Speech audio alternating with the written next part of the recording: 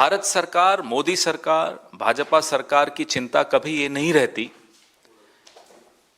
कि कैसे समस्या को खत्म किया जाए, उसका निराकरण किया जाए। उनकी चिंता रहती है कि समस्या को कैसे खबर बनने से रोका जाए, खबरों में आने से रोका जाए। वो चीन की इनकर्जन्स हो लद्दाख में, अरुणाचल में,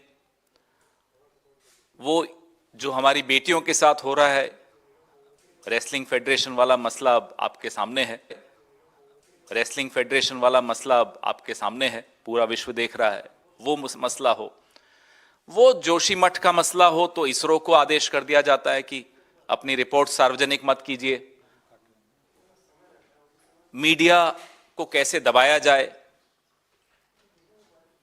कैसे पहले जैसे मीडिया जो मेन स्ट्रीम मीडिया है उसको दबाने की चेष्टा की जाती है, लगातार की जाती है, उनके मालिकों के साथ मिलकर की जाती है।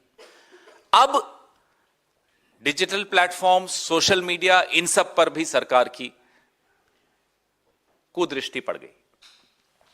जो आईटी रूल्स का फुल फॉर्म मुझे लगता है बदल देना चाहिए, इमेज टेलरिंग रूल्स हो गए। वो जो संशोधन ये सरकार ला रही है आईटी रूल्स में, वो सिर्फ और सिर्फ अपनी छवि को कैसे बचाया जाए, सच से कैसे बचाया जाए, इस सरकार को देश के सामने सच कैसे छिपाया जाए, ये संशोधन इसलिए लाए जा रहे हैं।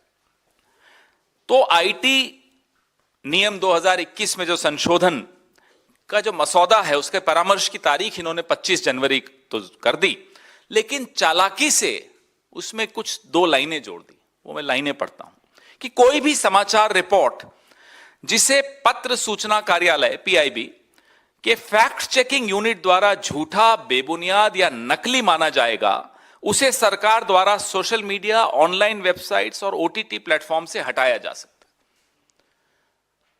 मेरा कातिल ही मेरा मुंसिफ है, क्या मेरे हक में फैसला देगा? सरकार खुद जज, खुद ज्यूरी और खुद ही पर फैसला सुनाएगी। कुछ उदाहरण हैं कि कैसे पीआईबी के फैक्ट चेकिंग यूनिट एफसीयू ने चीन में जो इनकर्जन्स चीन ने की लद्दाख में 2020 में, उसको पहले फेक न्यूज करार कर दिया।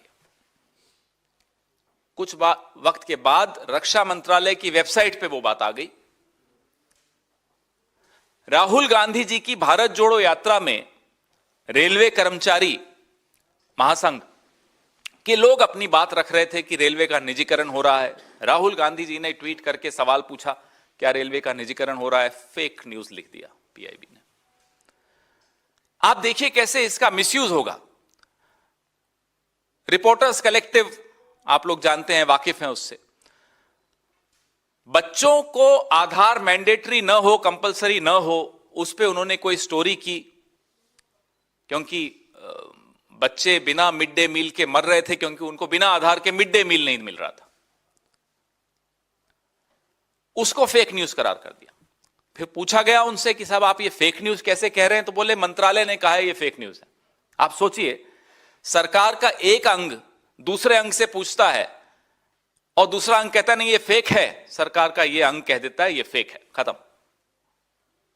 उसके बाद नियमों में संशोधन करके बच्चों को आधार की कंपलसरी होने से अलग कर दिया श्रेणी से।